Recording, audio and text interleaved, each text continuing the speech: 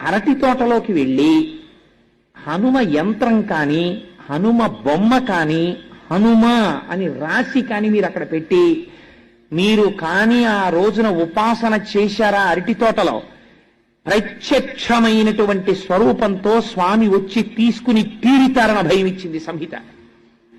అన్నిటికన్నా ఆయన తొందరగా ప్రీతి దేనివల్ల పొందుతారో తెలుసా అండి? అరటి పండుగ. కదలి పూజ అని ప్రత్యేకమైనటువంటి పూజ ఆయనకి. కేవలం అలంకారంతో ఆయన తృప్తి పడిపోతారు. అరటి గెలలిలా దిగేటట్టుగా అలంకారం చేసి అరటి చెట్లు కట్టి అరిటాకులేసి స్వామి చుట్టూ కూడా లేత అరిటాకులు పరిచి మీరు ఆయనకి బాగా ముగ్గిన అరటిపళ్ళు తీసుకొచ్చి అక్కడ పెట్టారనుకోండి, ఏదో ఒక రూపంతో మీకు ఈ కంటికి కనపడిన రూపంతో రాకపోవచ్చు, మీరు గుర్తుపట్టలేరు, కానీ ఏదో ఒక రూపంతో ఆయన వచ్చి తీసుకుని వెళ్ళి తీరుతారు.